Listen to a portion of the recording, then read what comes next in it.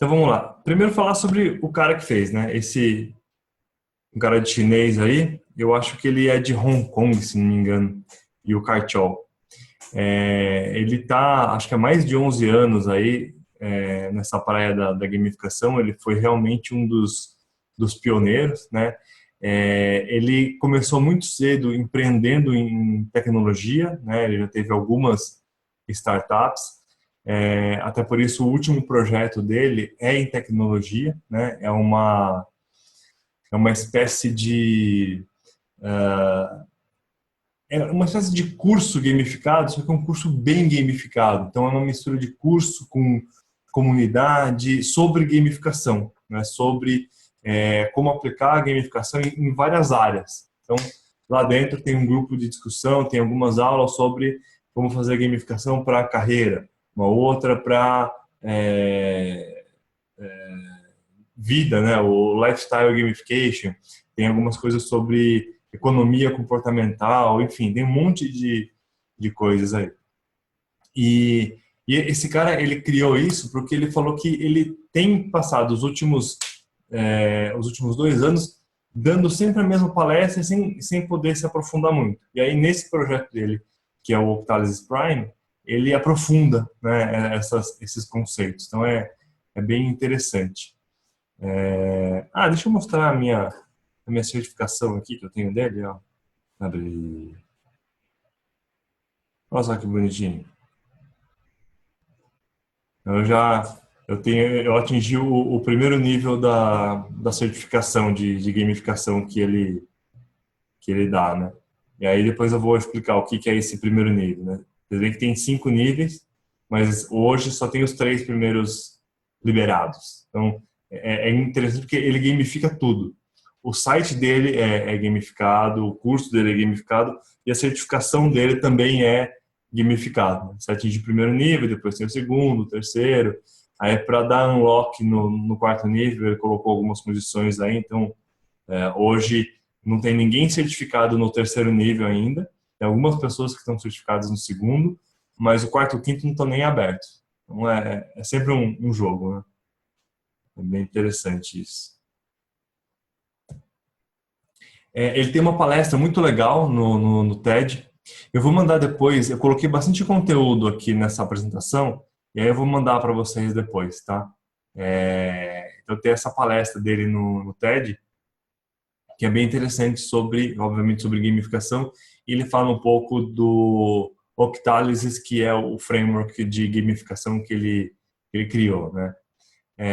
Ele tem também esse livro, Actionable Gamification, que se você se inscrever para fazer o curso dele, ele tem um curso de 14 aulas por e-mail.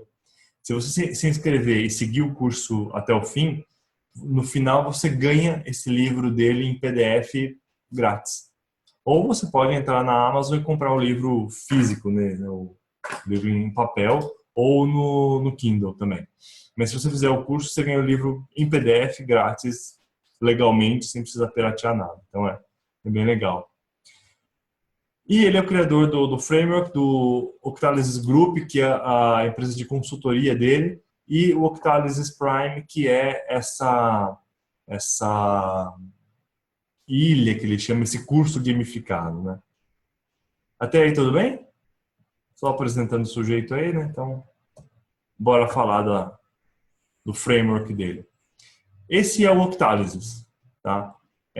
Chama Octalysis porque ele ajuda você a fazer uma análise em oito dimensões. Então, ele chama cada uma dessas dimensões, né? Significado, empowerment e tal, de driver, né? Acho que a melhor tradução seria direcionador ou impulsionador, né? E ele diz que se a gamificação, se o que você desenhou não toca nenhum desses impulsionadores, nenhum desses drivers, ninguém vai ter nenhuma motivação, tem motivação zero para fazer alguma coisa. E aí cada um desses trabalha um tipo de motivação, né? Então, só para dar um exemplo aí, o meaning, né, o significado, o propósito, ele trata aquele tipo de motivação que é de você fazer alguma coisa por um bem maior, por alguma coisa maior do que você, né? Então, sabe quando você começa um jogo e no começo do jogo conta lá a história de como que você é a única pessoa que pode salvar o mundo nesse momento? Então, esse motivador aí, é o Mini, né? E aí, vocês estão vendo cada uma dessas coisas, desses nomezinhos que estão em volta aí, narrative, elitism, humanity hero, higher meaning, cada um desses é uma mecânica. Lembra das mecânicas que a gente viu? Então, cada um desses é uma mecânica que no livro dele ele traz meio que prontinha, assim. Então, o livro já tem todas essas mecânicas, né? Como que funciona, para que serve cada uma, pronta para usar. Então, esse não é nem um grande foco dele. O grande foco dele é você criar um bom equilíbrio entre esses 8 motivadores aí, entre esses 8 drivers, para gerar motivação suficiente para que você consiga fazer com que as pessoas façam o que você deseja, né? Oi, Luara, tudo bom? Boa noite.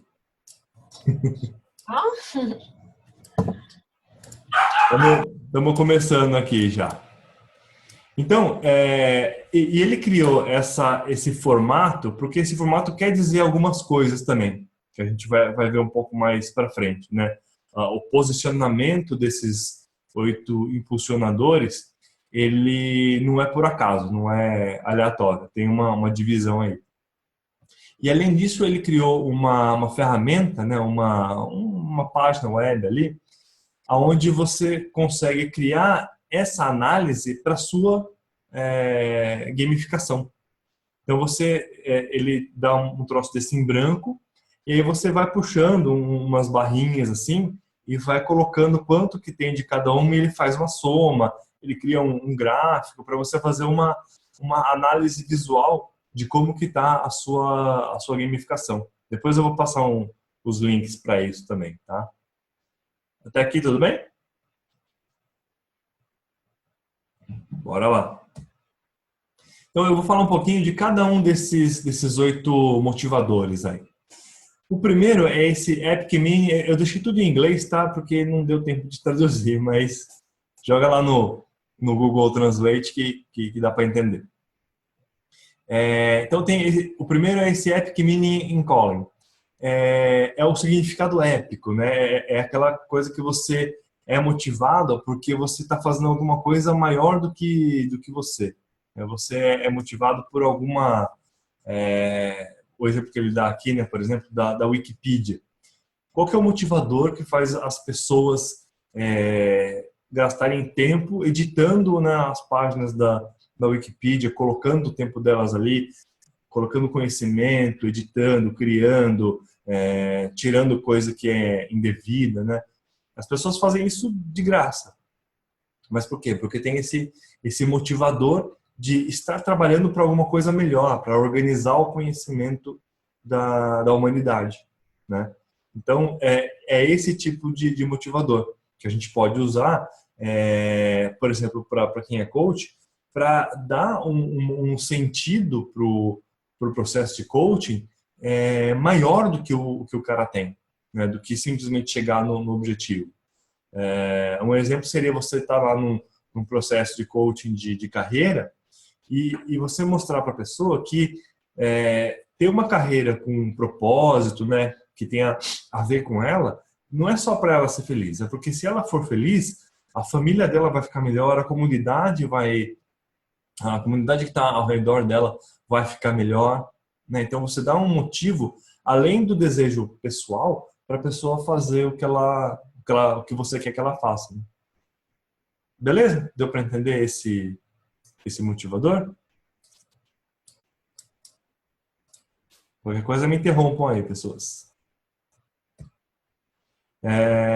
O segundo é esse de desenvolvimento e accomplishment, né? E atingimento.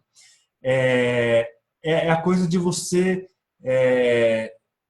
crescer como pessoa, né? Como desenvolver novas habilidades para superar obstáculos. Então, é o que motiva você a estudar bastante para passar numa prova que você quer fazer, né, que você quer passar. Esse é um dos mais fáceis, né, da gente fazer o design, e é o que está por trás de boa parte dos PBLs, né? Lembra que a gente falou na primeira aula sobre os PBLs, né? Os pontos, os leaderboards, e que o motivador é você ganhar pontos de experiência para passar de nível, para subir no ranking, né, de jogadores. Então é isso, é o de você se desenvolver o seu personagem, o seu jogador, a sua persona, né, para chegar em algo maior, para conquistar alguma coisa maior. É um motivador que a gente vê bastante em atletas, né, que tem que treinar horas e horas e horas todo dia para bater um recorde, para superar um recorde de uma outra pessoa, para ganhar uma prova olímpica, enfim, para se classificar para as Olimpíadas, né? Então, é esse tipo de motivador. Beleza? Vamos para o próximo. Empowerment, né? Empoderamento de criatividade e feedback. Esse é um dos mais difíceis de fazer, mas é um dos que, se você consegue fazer direito, você pode fazer com que a pessoa fique no seu jogo, fique no que você quer para sempre, porque é aquela coisa que você torna a coisa tão divertida, tão legal, que o jogo vira um propósito em si, né? É tão legal a criatividade, o que a pessoa consegue criar e o feedback que ela tem.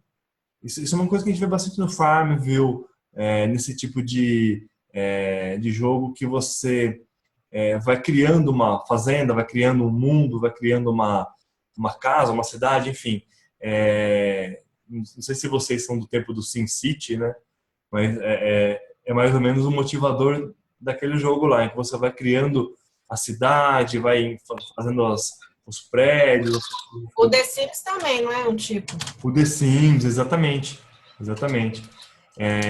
Que às vezes o cara até esquecia que ele estava num jogo ali, e ele estava só se divertindo fazendo alguma coisa, né? Então, o The Sims tem bastante do desenvolvimento, né? O número 2 que a gente viu agora há pouco, e desse aí de criatividade e feedback, né? Ele fala aí também de Lego, né? Às vezes você fica com o Lego ali brincando, montando, porque aquilo é um desafio por si só, né? Aquilo, só o fato de você poder criar alguma coisa nova já é um motivador. Então, é um dos motivadores mais poderosos, mas ao mesmo tempo mais difíceis de ser desenvolvido, de você emplacar com ele, tá? Ownership, né? Possessão, né? Posse. Esse é um motivador de que você tem as coisas, de que você conquista e ganha as coisas para você, né? Então você vai acumulando riqueza, né? Você vai acumulando tesouro no jogo, e aí você pode comprar coisas. Então é aquele jogo que você vê que a pessoa gasta. O The Sims acho que é um bom exemplo, né? Você gasta dinheiro, você gasta tempo para comprar uma roupa, para comprar uma casa legal, para comprar um carro no jogo, né? É o que faz algumas pessoas gastarem dinheiro real para um jogo que né, para comprar um monte de bits e bytes ali que na verdade não existem, mas o cara compra um castelo no jogo, gasta dinheiro que ele suou trabalhando para ganhar e para comprar uma coisa no mundo de fantasia, né? Então é o motivador de você adquirir coisas, de você ter coisas para você. É diferente do de você se desenvolver, né? Esse aí é o de você adquirir coisas para você, de você ter você ganhar dinheiro no jogo para comprar uma espada mágica, para comprar uma armadura Chamberlain lá, sei lá, alguma coisa assim, tá? É um dos que está por trás, por exemplo, não sei se vocês conhecem, trading card games, que nem o Magic, que nem o Pokémon. São jogos de carta onde você usa carta para jogar, mas algumas cartas são mais raras e elas têm um valor, né, de mercado. Então, é o motivador por trás desse, de você gastar uma grana para abrir um pacotinho de cartas que pode ter lá uma carta que vai valer 10 vezes o que você pagou pelo pacotinho. Beleza? 5. Influência social e relacionamento, né? Esse é o motivador preferido dos socializers, né? Da galera sociável, dos extrovertidos. Então é aquele de você tá no jogo, não necessariamente pelo jogo em si, mas pelas pessoas que estão ali junto, pela interação social que você tem com as pessoas, né? Tá envolvido a coisa da aceitação, também tem a parte da inveja, desse tipo de coisa, né? Então, a pessoa está ali para ter esse relacionamento com os outros jogadores, né? É o motivador de quem está ali, por exemplo, no Facebook, né? É um dos principais motivadores por trás do Facebook, né? O outro é a de escassez e impaciência, né? Esse aí é o motivador, é o impulsionador daqueles jogos, por exemplo, que tem tipo o Farmville, acho que é um bom exemplo, que você tem que esperar um tempo para conseguir fazer alguma coisa. Então, você só vai poder colher daqui a 10 horas, né? 10 horas no mundo real. Então, você tem que esperar um tempo para ter, né, para ter aquilo, para ter a sua recompensa, né? Tem alguns sites que tinham isso, por exemplo, eu lembro que o Gmail, quando lançou, algumas pessoas recebiam, acho que eram 10 convites, e aí você podia mandar esses convites, mas eles acabavam, e você tem que esperar 24 horas para eles encherem, né, de novo, para você poder mandar para mais 10 pessoas. E também é o da escassez, né? O do que tem pouco. Então, as pessoas querem o que tem pouco, né? Então, as pessoas gostam mais de ouro do que de madeira, porque tem muito menos ouro do que tem madeira. Então, o Facebook também é um outro exemplo que, quando ele começou, ele foi limitando por universidades. Então, no começo, você só podia entrar no Facebook se você fosse aluno de Harvard. Depois era Harvard mais 2 ou 3, depois mais 2 ou 3, depois mais 2 ou 3. Então ele foi ampliando e isso criou uma necessidade das pessoas de quererem pertencer àquilo, porque pouca gente podia pertencer, né? Então é esse tipo de motivador, de tem pouco, então eu quero um pouco daquilo. Então quando você faz algum tipo de gamificação em que, por exemplo, tem alguns itens ali que você vai dar para o seu grupo de coaching, mas não tem para todo mundo. Então, só os que conquistarem mais pontos primeiro, ou só os que entregarem as tarefas primeiro vão conquistar aquilo, enfim. É esse tipo de motivador, tá? Vocês reparam que eles estão ficando mais dark side, assim, né? À medida que vai passando. A gente vai explicar o porquê disso. 7 é o imprevisibilidade e curiosidade, né?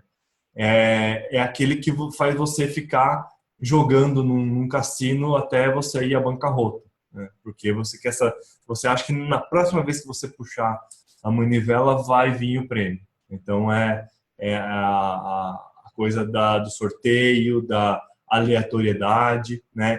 E também da curiosidade de descobrir o que tem por trás de alguma coisa. Então você tem ali uma área do mapa, ou você tem um prêmio que ninguém sabe o que é, só quem chegar ali e conquistar que vai conseguir, né? Eu uso isso no meu processo gamificado, em que cada tarefa a pessoa tem direito a escolher uma caixa do tesouro. E cada caixa do tesouro tem uma letra. Então, a pessoa atrela uma tarefa a uma letra. E ela não sabe o que tem ali. Ela só vai saber se ela fizer a tarefa. Se ela não fizer a tarefa até a sessão seguinte, o que acontece é que eu grampeio aquilo ali e ela nunca vai ficar sabendo o que é aquilo. Então, eu jogo com a imprevisibilidade e com a curiosidade da pessoa de saber o que tem ali naquela Mas caixa que ela pode conquistar. Tá? como assim você coloca cada letra numa caixa? Aí depois essas letras viram o quê? Deixa eu mostrar como é que é. Peraí.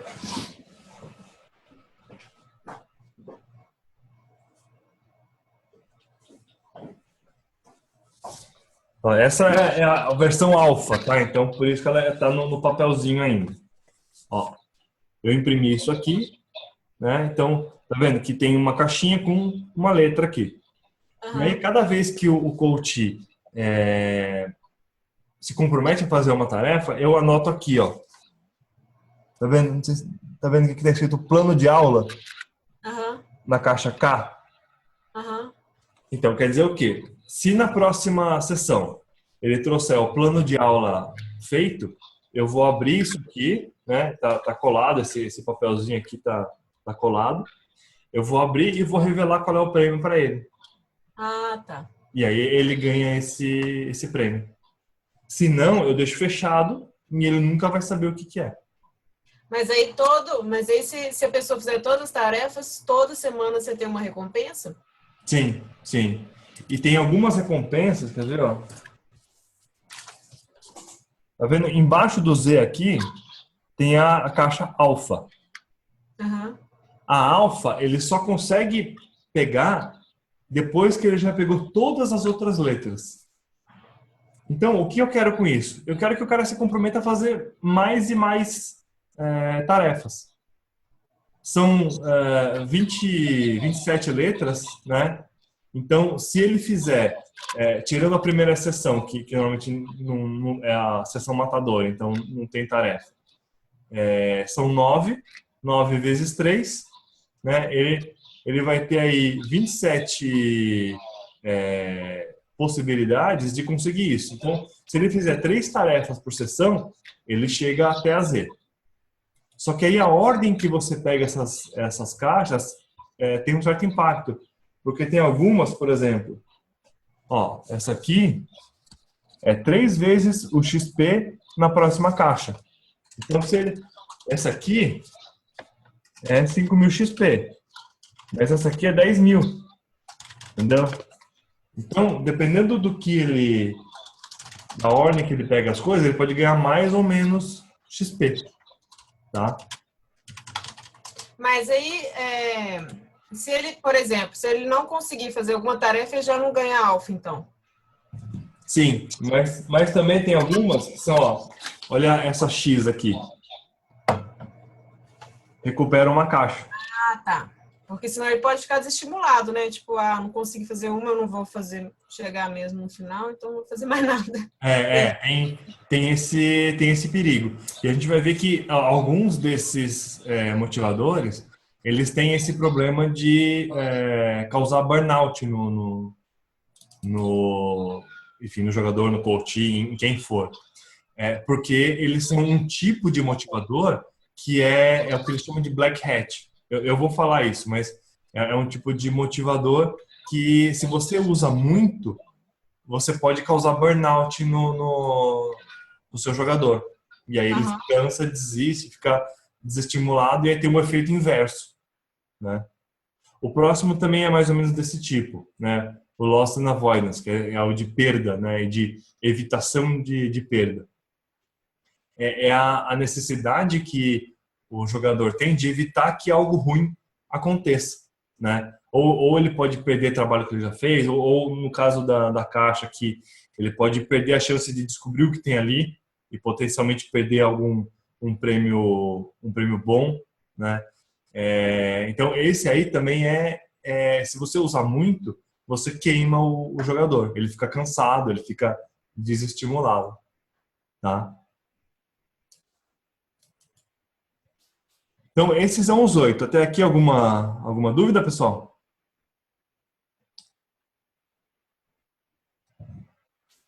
Deu?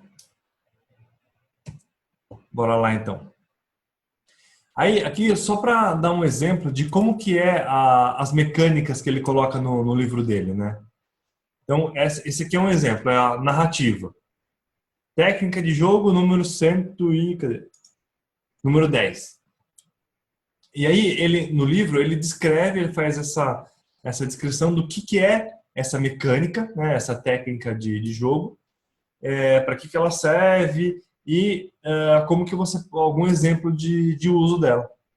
Então, ele tem, sei lá, um monte dessas técnicas lá no livro e no Octalysis em geral, que você simplesmente pode pegar e falar, eu quero mais do tipo Epic Meaning, né, que é da onde vem essa técnica em particular, né, narrativa.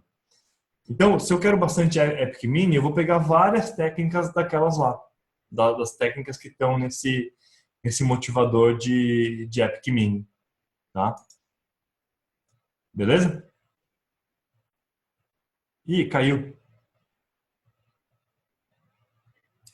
A Luciana caiu? Ah, não, tá aí, tá aí. Tá aí. Eu tinha fechado a janelinha aqui. Então, eu coloquei isso aí só para dar um exemplo de como que ele descreve cada uma das técnicas no livro dele. Tá? E aí tem, sei lá, tem umas 80, 100 técnicas lá que a gente pode usar. Mas Aí, desculpa, pode falar. essa narrativa aí tá é só em livro? Só fechado? Não tem algum lugar que eu possa... Eu não lembro se no site dele tem alguma coisa. Mas eu estava falando isso no começo, acho que você não tinha chegado ainda. No site dele, Eu você vou pode... começar com a narrativa, mas, assim, Oi? na hora da introdução do jogo, eu quero começar o meu com uma narrativa, né? Assim, eu vou... Não sei se você chegou a ler, mas eu vou fazer sobre uma pirâmide do Egito, e eu vou meio que relacionar essa pirâmide com a pirâmide do sucesso e para a pessoa ir construindo a pirâmide dela. Só que aí eu escolhi a pirâmide que é a mais antiga e a maior de todas e tal, que era uma é a antiga, né? Maravilha do Mundo, a única que está de pé até hoje. Então, na verdade, eu quero falar isso, assim, que tudo é construído de bloquinho a bloquinho e tal. Então, assim, quando no meu jogo as pessoas não vão ganhar moeda, essas coisas, vão ganhar bloquinhos para poder ir montando a pirâmide e chegar no cume, que seria a meta dela, entendeu? Uhum. E aí eu queria, para poder contextualizar isso, eu tenho que fazer essa narrativa no início, falar um pouco dessa pirâmide de Kelps e tal, para o povo poder entender o que tem a ver, né? Legal. Esse é uma técnica de jogo, é uma mecânica que envolve narrativa. Então, se a gente olhar narrativa, quer ver? Narrativa, ela tá lá em cima, tá vendo? Aqui no meaning. Deixa eu voltar para... Né? Aqui, ó. Aham, Tá vendo que narrativa tá lá em cima? sim. Então, porque ela é uma técnica aqui desse impulsionador, desse motivador que é o meaning, que é o significado, né? Então, ela tá ligada a esse conceito aqui de epic, meaning e calling, né? Significado épico, propósito, vocação, né? Aquela coisa que você participa de algo que é maior do que você, né? Então, essa é uma das técnicas. Eu coloquei só para dar um exemplo, mas você vê quantas que tem aqui, né? Cada uma dessas que está listada aqui tem uma descrição igual àquela, tá?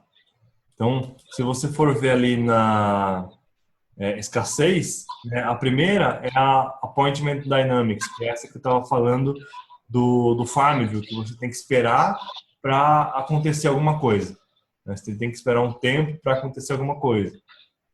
Então, No meu eu tô tentando colocar, porque igual foi aquela dificuldade, não dificuldade, assim, mas que eu tive quando eu falei com você, de ter que colocar os 4 tipos de jogadores dentro. Então, assim, eu tô tentando criar um monte de coisa para poder instigar a vontade de continuar jogando de todos eles. Então, tudo que você está falando aí, eu consegui relacionar com alguma coisa que eu estou tentando colocar lá no jogo, tá? Legal, perfeito. Então, constrói bem essa narrativa, que já é um elemento bem importante. Uhum. Deixa eu voltar aqui. Eu falei aqui da narrativa. E agora eu vou falar de motivadores que são do lado esquerdo e motivadores que são do lado direito do cérebro. Tá? Isso aí é mais uma metáfora do que uma coisa muito científica, mas a ideia é que os motivadores que estão à esquerda, né, dessa roda aí do octálisis, eles estão ligados ao lado esquerdo do cérebro. Ou seja, lógica, cálculos, né, coisa mais cartesiana, tá? E os que estão do lado direito, né, o empoderamento, pressão social, imprevisibilidade, são aqueles que estão ligados ao lado direito do cérebro, né? O lado da criatividade, da expressão, o lado dos aspectos sociais, tá? Então, se a gente olhar essa roda, né, esse octógono aí do octálisis, ele tem essa divisão também. Lado esquerdo do cérebro, lado direito do cérebro. Boné branco e boné preto, né? White hat e black hat. Os que estão na parte de cima são o que eles chamam de white hat gamification, ou seja, gamificação de boné branco, de chapéu branco, né? Esse é o tipo mais ligado à motivação intrínseca, né? Então você vê que escassez e possessão não estão no lado de cima, né? Tem o significado, propósito, empoderamento, accomplishment, né? Que é completude, atingimento, né? Então essas estão ligadas ao lado a um tipo intrínseco de motivação. E as do lado de baixo são as black hat, né? Aquela que vicia, né? É o medo de perder, tem coisas que você não vai conseguir ter. Então, esse é aquele tipo de motivação que eu falei que pode dar burnout, que você pode queimar o jogador se você usar demais. Então, quando você faz uma análise de como que está a motivação que você, a gamificação que você criou, você faz esse tipo de análise também. Você está trabalhando mais do lado esquerdo ou do lado direito do cérebro? Você está trabalhando mais o white hat ou o black hat? Né? Se você estiver trabalhando muito black hat, pode ser que você esteja arriscando queimar o seu jogador. Que ele vai chegar num nível que a motivação vai virar a motivação. Né? Ele vai ficar desmotivado. Tá? Então tem essa divisão, white hat e black hat. Deixa eu ver aqui se está todo mundo com cara de que está entendendo. Belezinha? Ninguém falou nada, então acho que tá bom. E aí alguns exemplos, né? Então, por exemplo, o Farmville, ele tem essa análise. Então, os lados onde estão maiores, né? Então, por exemplo, o lado de ownership, que é você, no Farmville você é dono da fazenda, você é dono dos bens ali. Não tem, se você olhar a parte de cima, deixa eu rabiscar aqui que fica mais melhor para ver. Então, se a gente olhar a parte de cima aqui, não tem muito o que fazer, né? Você está jogando por jogar. Já essa parte aqui de ownership, ela tem bastante, ó. Tá vendo que tá bem grande isso aqui, ó. Essa distância aqui, ela tá bem grande, quer dizer que é um tipo de gamificação que pesa bastante por isso, né? A parte de possessão, de você ter as coisas. A parte de evitação aqui do Farmville também é grande, tá vendo? Porque se você largar as coisas, as suas plantações morrem, você perde, se você não está olhando, você perde as oportunidades que vão aparecendo e que passam, né? Então, essa parte de evitação aqui é grande também. É... Por outro lado, a imprevisibilidade é pequenininha, não é muito imprevisível. Não tem muitas coisas que são aleatórias nele, tá?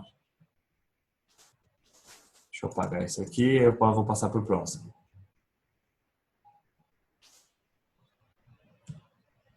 Epa, deixa aqui. Caramba. Facebook. Então, Facebook tem muito a parte de evitação, né? Não tem significado quase nenhum, né? Você está lá no Facebook porque você gosta de perder tempo. Basicamente isso. Mas tem bastante da parte social, né?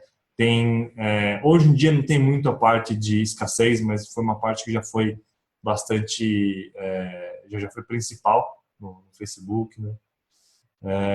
Ownership, né? Tem bastante ownership porque você vai construindo o seu perfil, você vai ganhando curtidas, então você vai ganhando coisas para você, né? Não são bens, mas é como se fosse, você tem a sensação de que aquilo é seu.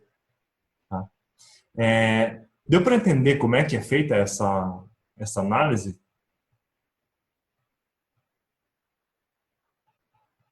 Sim, não, mais ou menos. Agora o Luciano sumiu, né? Ou não? Sumiu. Acho que ela desligou a câmera também. Tá sem câmera e sem microfone. Coisa tá feia lá. Enquanto não ficar sem comunicar, sem internet, tá bom. E aí, o que é o nível 2? Né? Eu falei que eu tirei a certificação nível 1, agora eu estou trabalhando para tirar a certificação do nível 2. A certificação do nível 2 é você saber aplicar uma análise dessa para cada uma das fases do jogo. Né? Então, a fase do Discovery. O que é a fase do Discovery? É até o momento em que a pessoa entra no seu jogo. É como que você gamifica a atração dela para o seu jogo, para o seu processo de coaching, enfim. A partir do ponto que ela entrou, aí você está na fase do onboarding. E a gamificação que você faz para o Discovery, ela é diferente da que você faz para o onboarding. Você vai usar mecânicas diferentes, você vai usar motivadores diferentes. Né? Então, você vai fazer, ao invés de fazer uma gamificação, você vai fazer 4. Né? Então, você vai fazer o onboarding que vai do momento em que a pessoa entrou no seu jogo até o momento em que ela consegue se virar sozinha. Né? Que é o momento em que ela já não precisa mais de você segurando na mão dela, ela não precisa mais dos tutoriais do jogo. Né? Então, é aquele momento que ela começa a se virar sozinha. Passou isso, ela vai para a fase do scaffolding. O scaffolding é a parte principal do jogo. E que você vai criar um outro tipo de gamificação, uma outra análise. Você vai usar outros motivadores, outras mecânicas. Porque Pode falar. Isso significa o quê? Scaffolding? Scaffolding eu não sei qual que é a tradução literal, assim. Scaffolding é andaime. Mas scaffolding é a parte principal do jogo. É a parte onde a maior parte do jogo se passa. Tá? O onboarding é a parte dos tutoriais, né? Enquanto o jogador está aprendendo a se virar. A hora que ele consegue se virar sozinho, que ele não está seguindo mais os tutoriais, aí vai para a parte do scaffolding. Tá? Então é um outro tipo de gamificação que você faz. E o endgame, que é a fase do jogo onde o jogador não tem muito mais desafio, não tem muito mais coisas para descobrir. Então você tem que criar outras mecânicas para manter esse cara ainda interessado. Né? Ele não vai ter tantas descobertas quanto ele tinha no scaffolding. Então, no endgame, ele vai ter outros tipos de motivadores. Então, a ideia desse nível 2 é você fazer 4 projetos de gamificação, um para cada fase do jogo. Né? Um para cada momento do seu jogador. Então, num processo de coaching, por exemplo, O discovery seria até você trazer o cara para a sua sessão matadora, né? O onboarding pode ser até acabar a fase de autoconhecimento, né? O scaffolding é até o final do processo de coaching.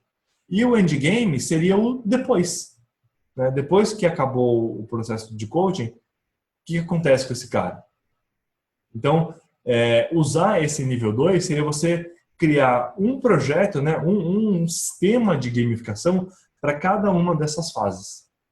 Deu para entender? Bacana isso, não é? Mas esse aí é hardcore. A certificação de nível 1 eu levei mais ou menos uma semana para fazer. Essa daí eu comecei e parei, porque essa aí vai dar trabalho. Vou precisar separar um tempo razoável para fazer isso. E tem o temível nível 3, que aí você vai fazer isso não só para cada fase, mas para cada tipo de jogador. Então, ao invés de ter um projeto, você vai ter 16 projetos, em que você vai, para cada fase, você vai criar um sistema para cada tipo de jogador. Lembra dos killers, dos exploradores, dos sociais. Então, para cada tipo desse, você vai criar um sistema para cada fase em que ele vai passar. Esse aí é punk rock hardcore. Não, mas é muito mais complexo, né, esse negócio, esse tipo de gamificação. Por isso que ele dividiu em níveis. E ele fala que, para a maioria das empresas, dos processos, dos projetos, o nível 1 é suficiente. Mas como é sempre bom ter vários níveis, né? E aí, o nível 4 e 5, não tenho a menor ideia do que seja. Ele não revelou ainda o que é. Então, esse é um nível bem, bem complexo da coisa. E aí, para você criar a gamificação, ele traz esse painel estratégico, né? Que são as coisas que você tem que pensar para criar um processo de gamificação. Seriam aqueles 6 passos que a gente viu do Verbach. Ele traz esses 6 quadradinhos aí. Então, entender quem são os seus jogadores, né? Desses jogadores, entender quais são as ações que eles querem. Com base nessas ações, quais são os mecanismos de feedback, né? Deixa eu rabiscar aqui para ficar mais bonitinho.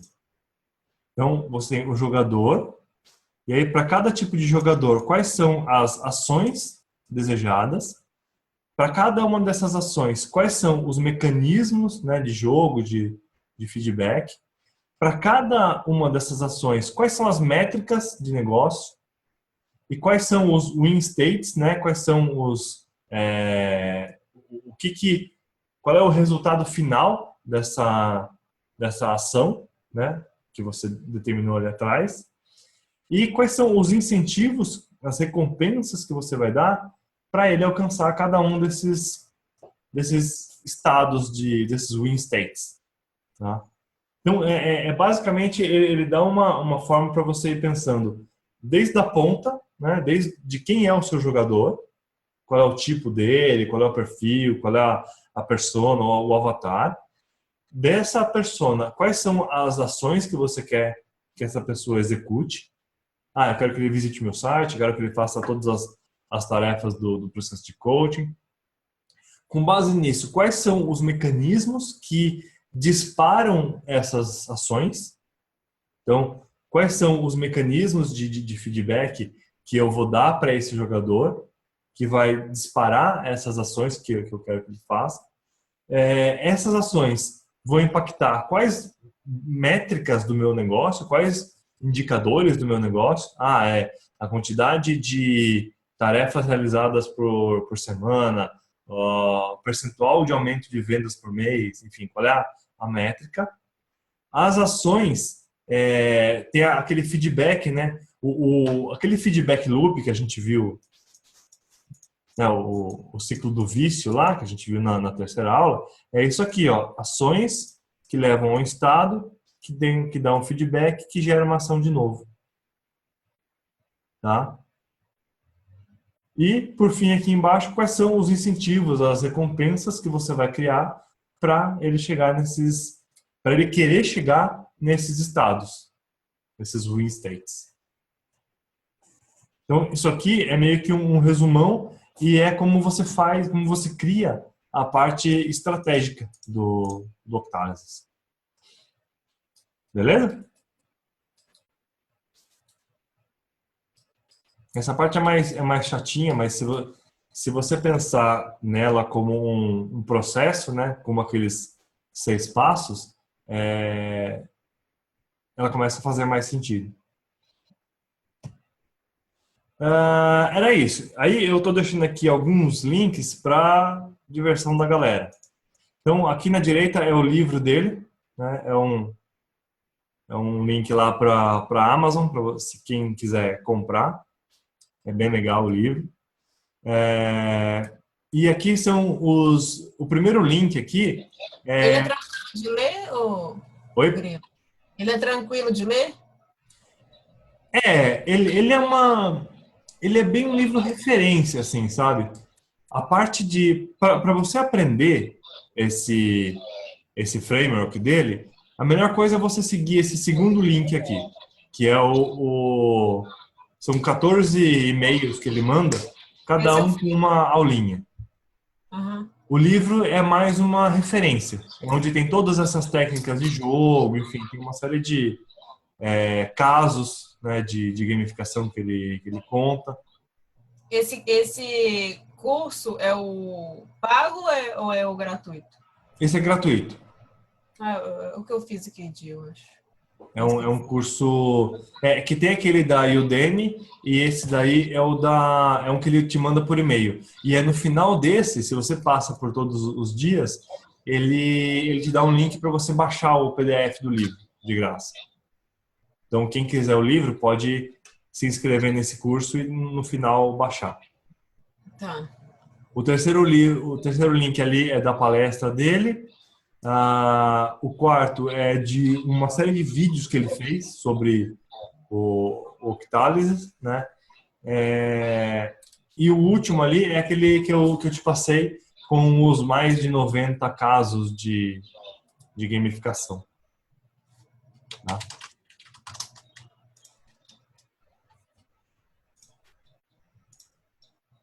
Vou voltar aqui para ver a cara de vocês. E aí, pessoas? Era basicamente isso que eu tinha para mostrar. O que vocês acharam aí do Yucachol?